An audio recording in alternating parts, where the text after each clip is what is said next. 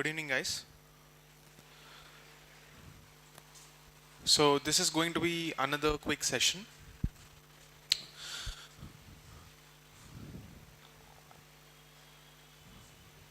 Okay, let's start this discussion with the Saudi-Pakistan deal. Saudi-Pakistan deal. Now, let me explain this through the basics of how diplomatic activities are conducted between any two countries. And we are talking about a framework of analysis. I'm not just talking about this Saudi-Pakistan deal itself. We are talking about the stakeholders in any diplomatic engagement. So, if you want to understand how entire international relations work, we need to understand the stakeholders and the parameters for engagement. Broadly speaking, any country will try to leverage their idea of what power is. So ultimately, to simplify the entire issue, we have to say that diplomatic activities are nothing but a pursuit of power between any two countries. Okay? Now, in this scenario, with this background, let us understand the stakeholders in this Saudi and entire Gulf region, Pakistan and Indian subcontinent, or I would say South Asia, US, China, US and its allies, Russia, China and its allies. These are the stakeholders in this complete engagement. Okay. So now we are witnessing a deal between these two players. What is this deal? What is the central point of that deal? If there is a security threat for one country, it is taken as a threat on the other partner also. So this becomes a challenge. This becomes a challenge especially for India because we are trying to isolate Pakistan diplomatically. One of the major point of contention for us is how Pakistan, or rather the idea behind our opposition, terrorism. Pakistan is considered a terror state by India. State-sponsored terrorism is cited as the reason why we want to isolate Pakistan. And there is no action taken by Pakistan according to India. Therefore, using this as a diplomatic engagement lever, we are trying to isolate Pakistan. Now, this defense pact is considered a setback for India, given the fact that we have very good relations with Saudi. Now, what is the motivation for Saudi Arabia here? And who are the other players in the Gulf region? You need to know these points. So the entire engagement with Pakistan is based on the premise that in Gulf there is some instability. Whether you take the case of Israel-Palestine, the 2003 and the aftermath of that Iraq-US war, the instability that was started in 2003, it still persists. You have the looming threat of terrorism through ISIS. Okay. And China's checkbook diplomacy.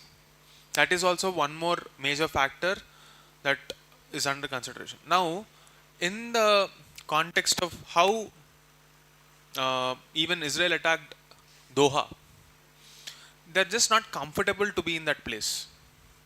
They don't want to get into a situation where it's historical confrontation with Iran. Saudi and Iran are not exactly the best of friends. So Saudi doesn't want itself to be in a situation where it has to deal with Iran in a direct conflict, direct or indirect. And therefore, it wants to use Pakistan, which shares its boundary with Iran, to act as a buffer. Because when you have such kind of a pact, you can use the Pakistani soil to handle this entire confrontation. And that's the broader context. Clear? Now, you understood the significance for Saudi. You understood, anyway, Pakistan is getting isolated. So this, you understood the significance for Pakistan. What is the implication for India?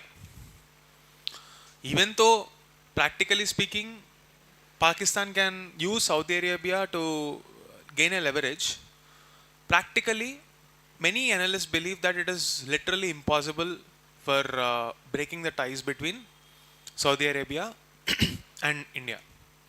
Primarily owing to the deep links we have with respect to energy security. Either of the parties will not escalate this conflict because they don't want to lose a trade relation. So in a way, it's considered a blessing in disguise, because now if you have to navigate the situation, let's imagine if you are the External Affairs Ministry and you are representing this country, according to you, what should India be doing? Yes, think about it. How would you react?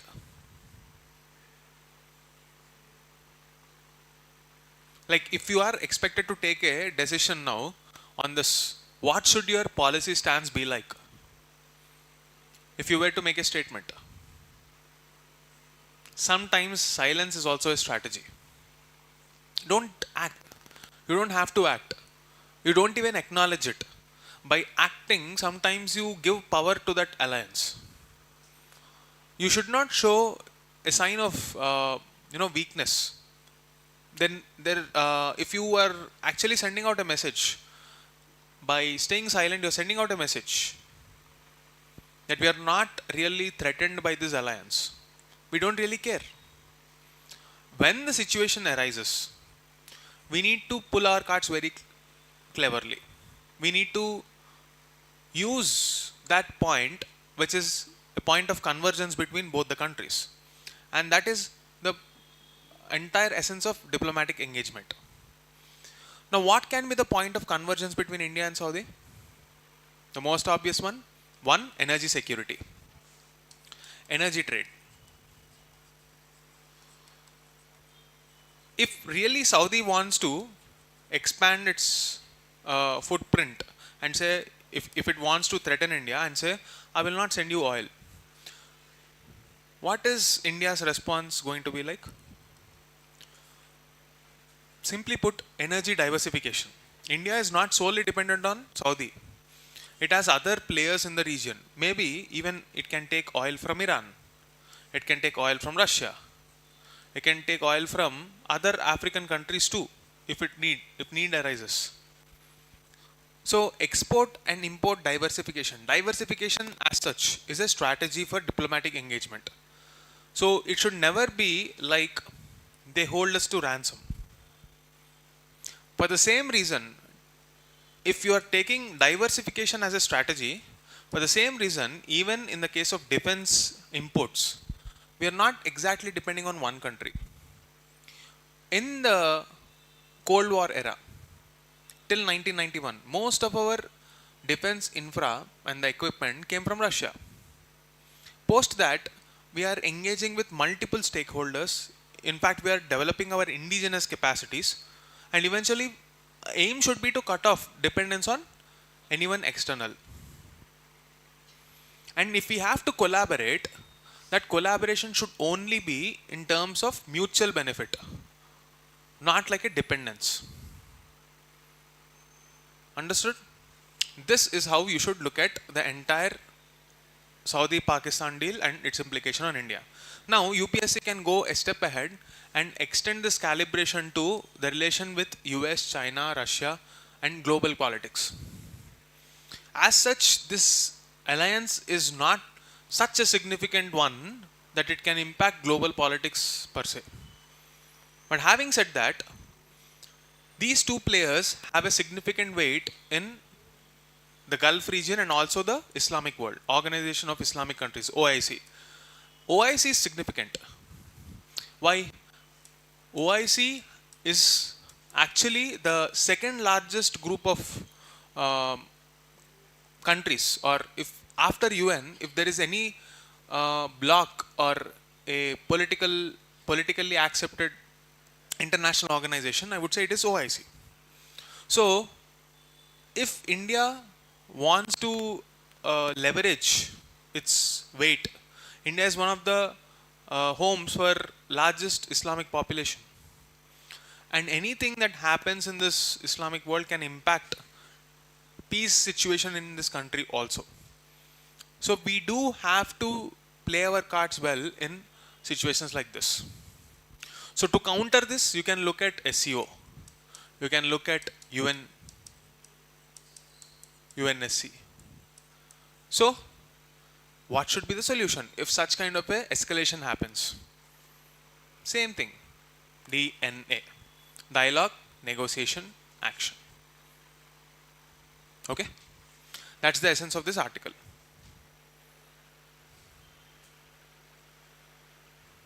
Cooling rights in sweltering south. Okay, now if I have to take entire globe, this is the geographical north and geographical south, but in terms of international relations and jargon associated with it, you can say global north and the global south represents a collective term of the developing and underdeveloped countries. These people had a historical legacy of colonization, being colonizers. They were the recipients, and the present day capitalist countries that enjoyed the historical benefits and the legacy that was left behind by industrial revolution. These countries are actually the one who were colonized. For example, you can take entire African nations, sub-Saharan Africa to be very precise, and you can take the case of South Asia like India, Pakistan, Sri Lanka, Indonesia, Myanmar, all these countries. So there is a clear divide in terms of economics between the global north and the global south. So if we have to consider the life quality of people living in this region, there are various metrics or various parameters that we have to look at. For example, broadly speaking, if we divide the entire parameters of this analysis on what should be the quality of life, you can look at the entire GS syllabus itself. For example, what is the society like? Is geography favorable or not? What about the political structures? How about the governance systems? Are they in tandem with the promises of that political system? You might say we are a democracy, but is the governance reflecting the democracy? Next, for this example, you take a look at Nepal, Bangladesh, Pakistan, all these recent tussles that you have seen. And next up, what is the economic situation of that country? What is the environmental situation of that country? Security level in that country? How are its international relations like? How deep is its diplomatic engagement? These parameters come into discussion when we say we are supposed to analyze the life quality. All of this impact, all of this are determinants of how the quality of life is going to be like in the global south. The present issue corresponds to this environment as one of the metric for analysis. What about it? Within environment, we are specifically looking at cooling axis. What is this cooling axis? You might be wondering. See, ultimately, when you are living in an environment, you are a product of that environment. And if you are living in a hot and humid country, you would require an AC. If you are living in a cold country, you would require a warm, or I would say heating device. Now, why is this required? Because it is linked to our biology intrinsically. Temperature regulation is very important for human survival. Beyond a certain threshold, if it breaches that threshold, human body cannot take it. And either extreme heat or extreme coldness, human bodies cannot tolerate them. It is in this context we are looking at this entire issue, because see, this specific article is only talking about cooling rights. Rather, if we have to paraphrase it, we can say that it is essentially about the need for temperature regulation.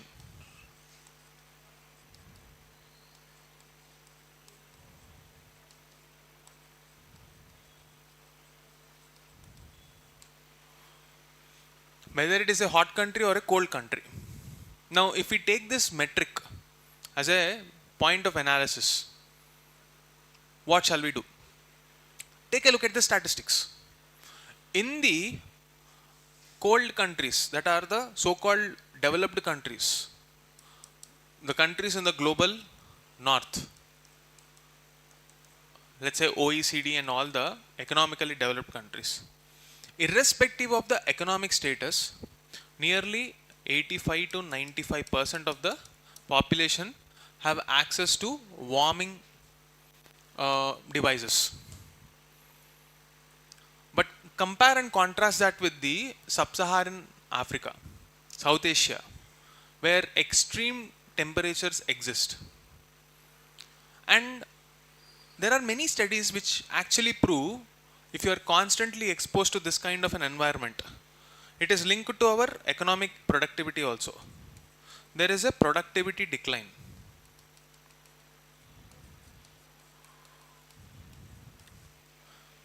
Okay?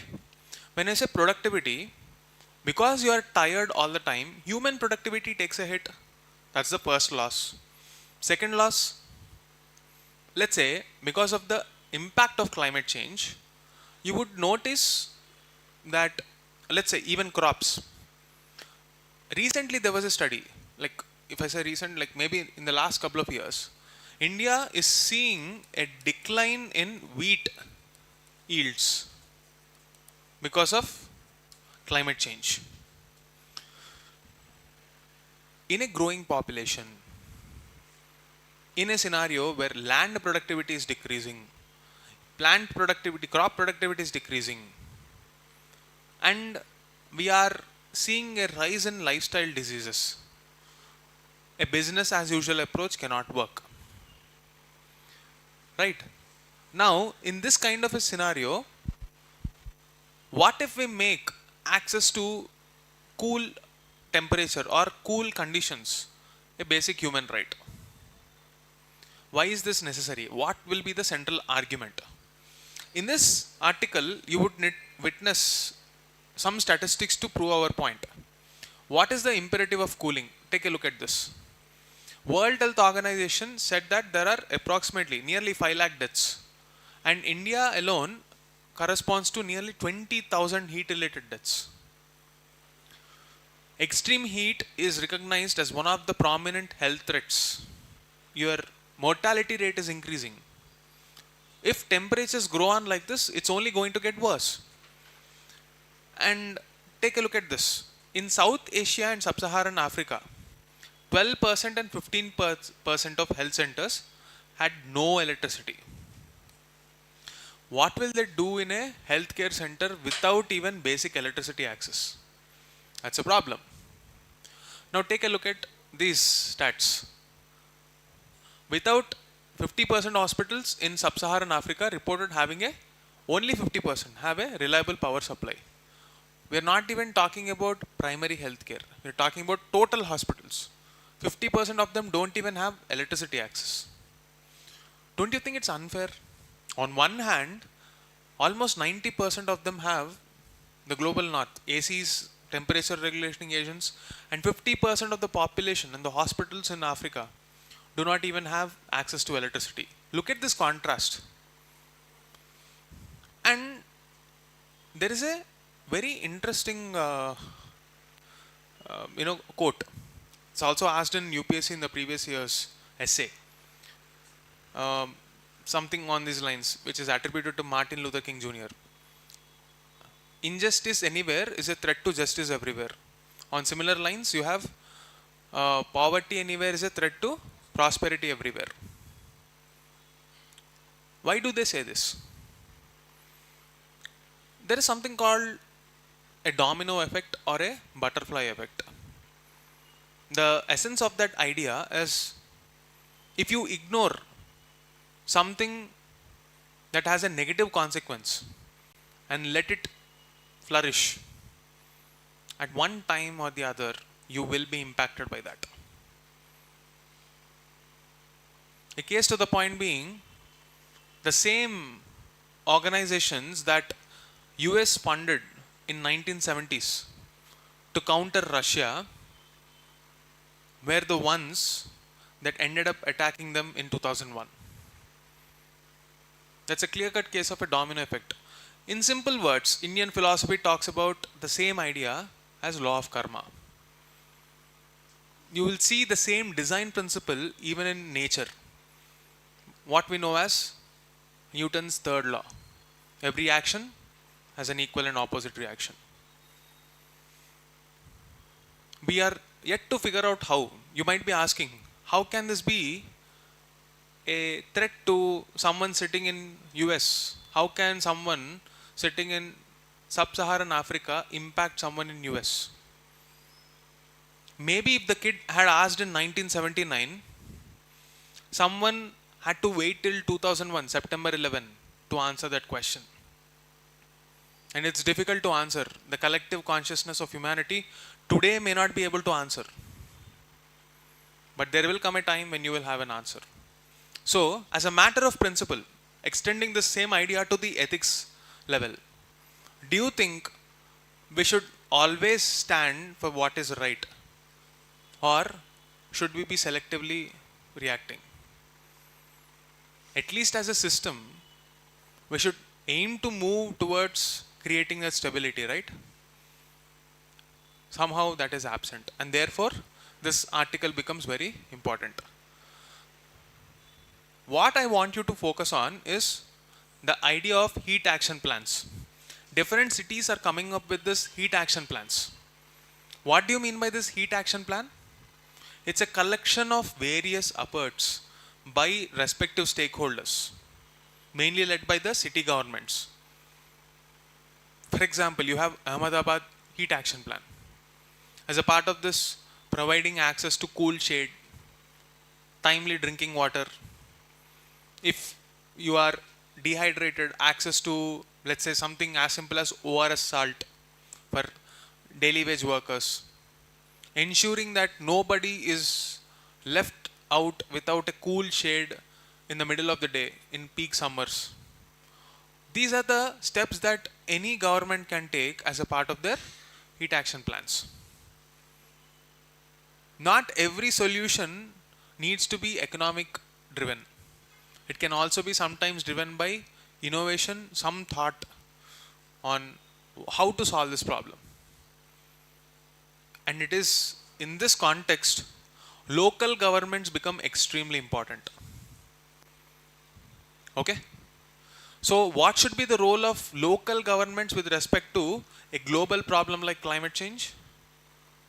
All solutions should ultimately be driven by the local governments, because it's literally impossible for either a state government or a central government to handle on the ground situation. Climate is a global problem, but the impact of climate is very local. Understood? And therefore, local governments are the key to fix this global problem. That's the reason why I want you to focus on heat action plans. Nobody will ask you for what should be the content in a climate change question. It's your responsibility to communicate with this clarity. Okay, let's move on. See, you will have many statistics here. You can just read them for your curiosity, but the most important takeaway for me is this: the imperative of cooling and the heat action plans. Okay, moving on.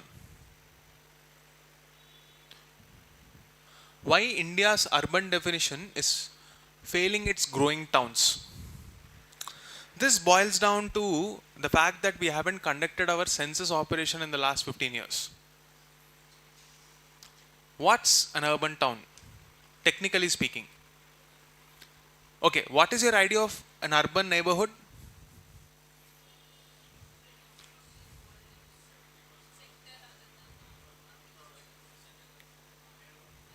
Okay.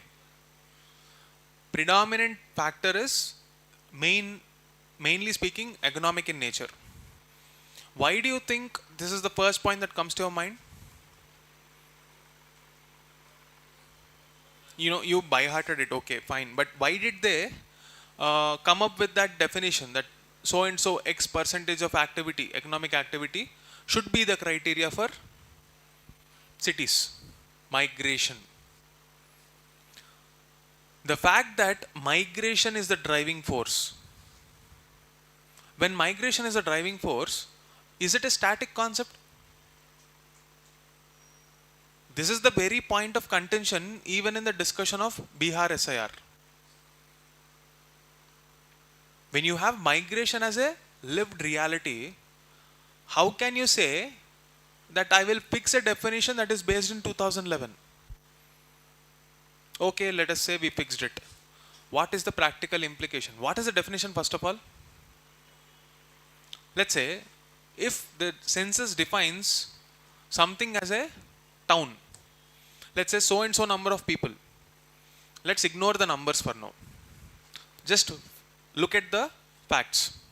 So and so number of people are living in this area, and if that number is breached, if the number is crossed, our government will call it a census town. When was this enumerated? 2011. When did we have a look at the real-time data? We don't have a picture. Forget everything. The very place that you are sitting here did not exist in 2011. This place did not exist like this in 2011. So many people wouldn't be here in this place in Ashok Nagar. Any given place. The population keeps on changing. The density keeps on changing. Cities grew faster. The areas surrounding cities grew faster. Don't you think the governance systems should also respond? Because the needs of that local population will obviously evolve. When you're not planning, what governance are you talking about? So, India's urbanization is a strange paradox. This is an urbanization despite urban planning. Not because of urban planning, it is despite lack of urban planning. It's an autopilot mode. And if I have to describe, anyone with a geography optional would know this word better. It's called the leapfrog development.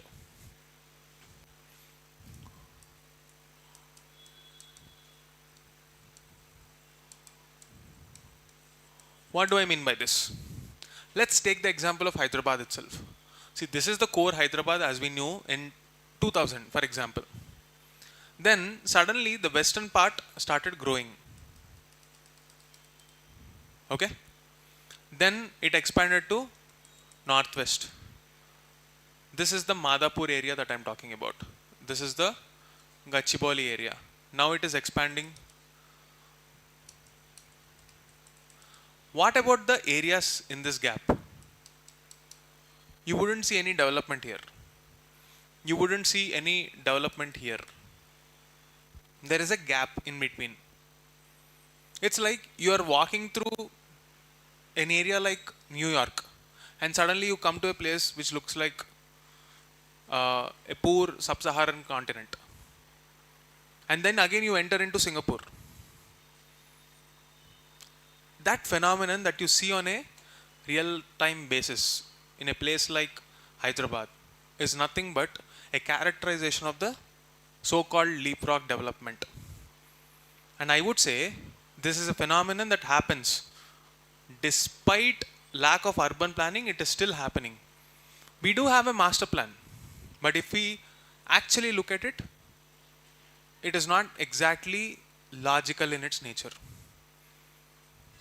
So the newer parts might look like they are developed, but in reality, if they were indeed developed, a rainfall like 80-90 mm should not flood those roads. The very fact that life comes to a standstill in a place like Mumbai, which is supposed to be the richest municipality in Asia, after probably Shanghai, or maybe even better than Shanghai. I don't know the exact latest figures, but it's one of the richest. At least in a country like ours, if you have an outlier like Mumbai, it should live up to its reputation. It should live up to the fact that it can provide the best of the best infrastructure. And unfortunately, it's not happening. Why? Because we don't have proper real-time data. You might be wondering, how can a definition really make that difference? See, if you go to the 73rd and 74th Amendment Act of 1992 and 93, if you put a certain place as a panchayat, the kind of treatment it gets is completely different versus a place which is placed within the municipality limits. Even today, in the almost northern part of Hyderabad, northwest part of Hyderabad, let's say something like Kukatpalli, you would see that there are areas which are still recognized as panchayats.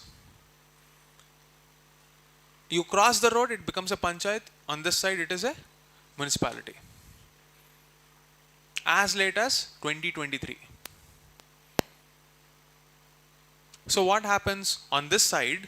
Let's say, for example, even if you want to lay a road, you are not sanctioned a budget. But real estate development anyway happens there. And the real estate there is actually cheaper because different registration rates. So let's say, for example, there is an area called Pragati Nagar, if anyone knows. Until recently, it is still considered a municipality. So the registration rates are completely different. There is something called FSI in real estate development, floor space index, meaning let's say you have a plot of 200 square yard. You are not allowed to build as per norms in the complete area. Only a part of it should be built. The rest of the area should be left so that any disaster that happens, let's say for example a fire accident, there should be enough room for the maneuvering of those vehicles. Let's say you want to ensure a smoother flow of traffic in that region, at least for walking or pedestrian movement. You will have a different norm. That's why the newer apartments, you would see huge areas being left out. It's a norm. And this will determine the real estate cost. One of the reasons why most of the areas are still left out as panchayat is because you can almost occupy the entire area here in panchayat range. Because imagine if 1 lakh vehicles come out at 6 o'clock in the evening from an area like an IT corridor like Gachibowli or Madhapur. How will they move on a 40 feet road? What else would you expect? If you build a skyscraper of 40 or 50 floors, it might occupy a small area, but in reality, you are supposed to accommodate much more number of people with equally higher number of cars or vehicles. Therefore, the need for that area is a satellite township concept, where everything is in walking radius, your place of work, your school, your hospital, your grocery store, everything should be in the walking range. But it's not happening. And all of this is linked to the definition of census town. There are peri-urban areas within the outskirts of this city. I'm just taking this example of Hyderabad. The same is the case for every developing metro. You would see the biggest of big nightmares in Bangalore. At least in Hyderabad, you have a circular ring road kind of a concept. If you take a look at Bangalore, it's almost in rectangles. And there are no diagonal spaces that you can't go like this. So if you want to reach this place, you have to go in this route only, in some areas. Which makes Bangalore traffic a nightmare. There are many jokes, and not others, I would say my own experience. My friend dropped me in the airport, and by the time he reached his home back, I was already relaxing at my place. I came from Bangalore, got down at Shamshabad, came to my home, took a bath, and sat on the bed, and he's still going back to his place. No matter how big the city is or how far away from Bangalore he is residing, that should not be the condition. Right?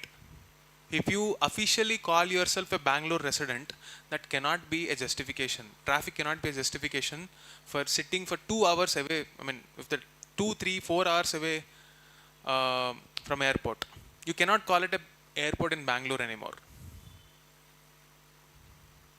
It's not just my own experience. Even many people, you must have seen how I just said Bangalore to Hyderabad. There are people who claim they went to Dubai also. And this is the status of development. Everything is linked to the data. Enumeration of data, real-time data collection. Okay? So, what should be the fix? Is it another once in a 10-year endeavor? Or a real-time data collection? See, when you have a floating population in and out of a city, let's say you take the case of a temple town like Tirupati. Do you have a fixed population? Let's say the population of that city will officially be, let's say 10 lakhs.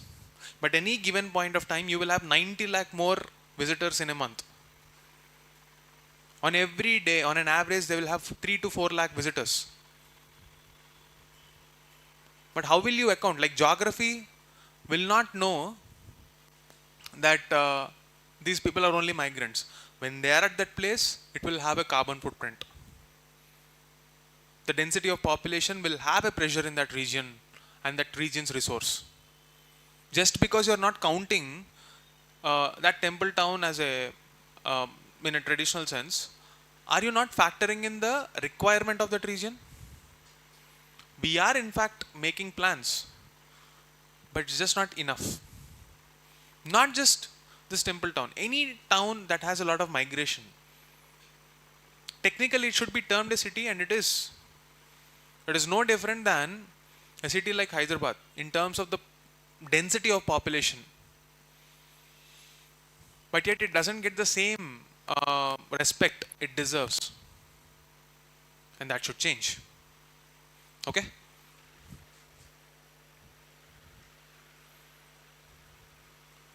This is a very important development for your prelims exam. So, rail-based Agni missile. What is an Agni missile?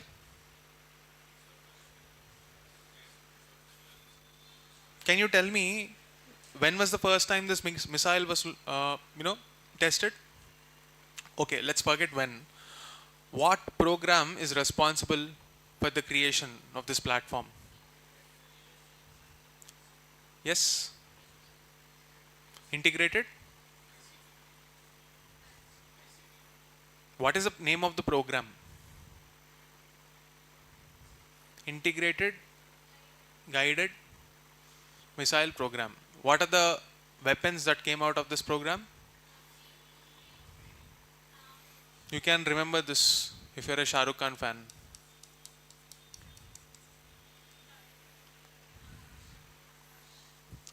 Prithvi, Agni, Trishul, Akash, Nag. We are talking about the Agni variant.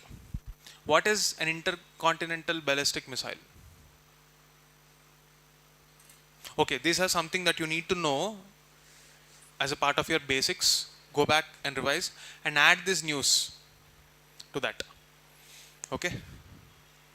Now, 8 states with international borders. A very interesting article, I would say. All right. What is this article about? If you take a look at India's northeast, the Seven Sisters, along with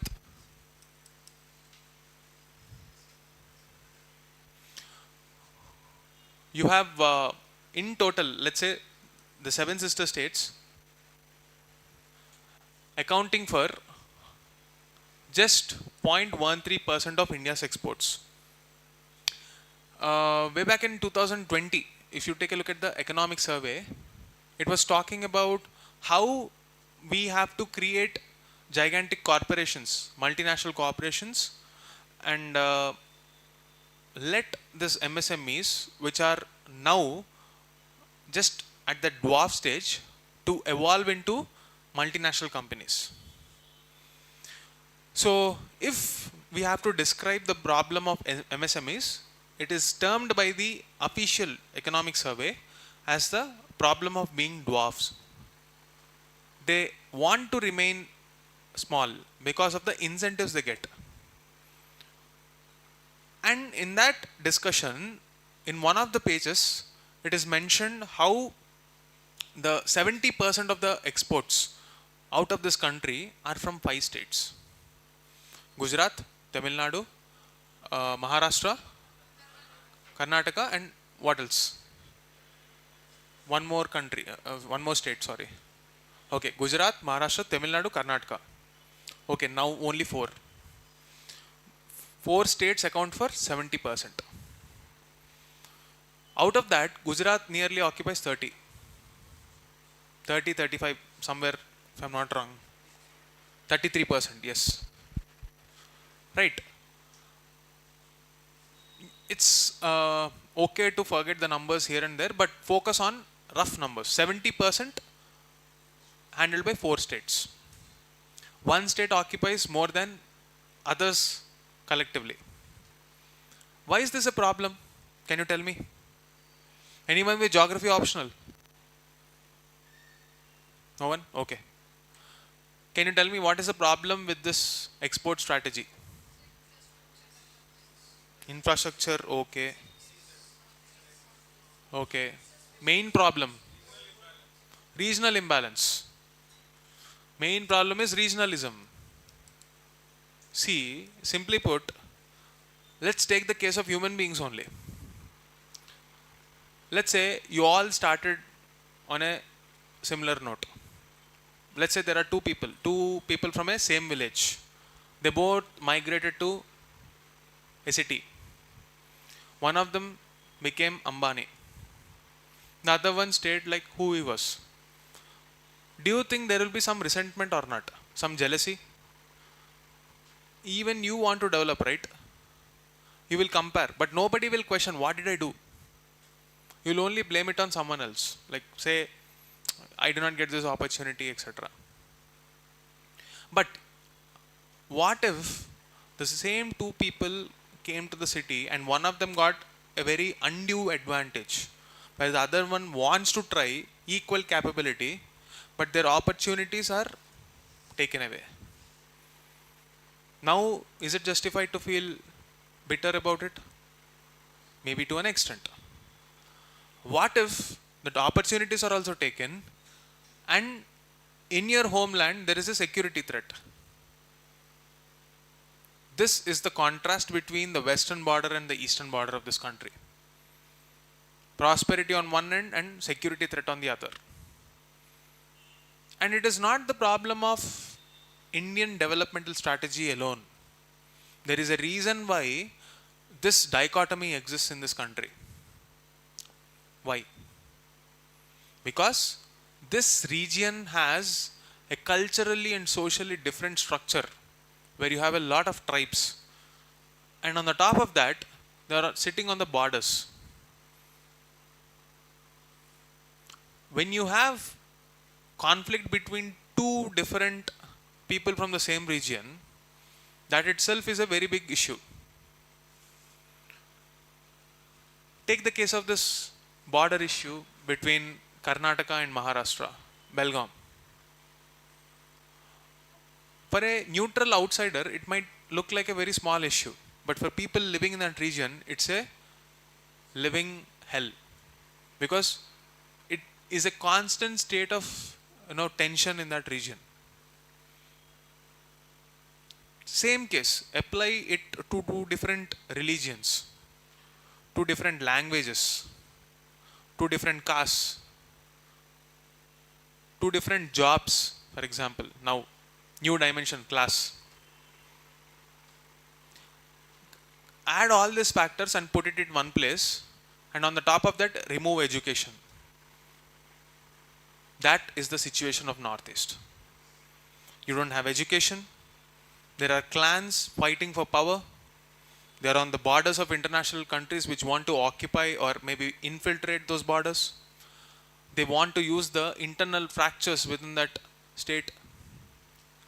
Two different tribes are fighting amongst each other. There is a possibility of a foreign power trying to intervene. Any developmental strategy trying to be deployed there will be resisted by insurgent groups. It's not like we don't want to develop. It is very difficult to develop.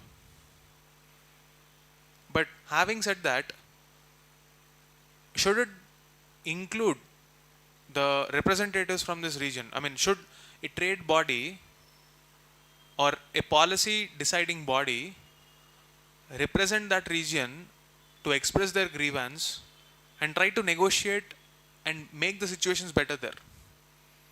Yes or no? Even the most conflicted regions in Kashmir Valley will still have apple trade, will still have saffron trade. And in such a biologically and biodiversically very rich region like Northeast, there are different niche products that can be produced and they are not getting access. Why? All these reasons. But the writer also criticizes those areas where maybe the government strategy can also be better. Point number one, there is no representation of people from this region in any trade developmental conferences. Lack of access. When you're not even including them, how will you represent their problems? Point number two, yesterday we were discussing about DGFT, Directorate General of Foreign Trade. It comes up with various policies regarding trade, and the foreign trade policy is in fact curated by this organization under Ministry of Commerce. There's not a single mention of the Northeast in that document. Most of the policies are very ad hoc in nature, with very little results.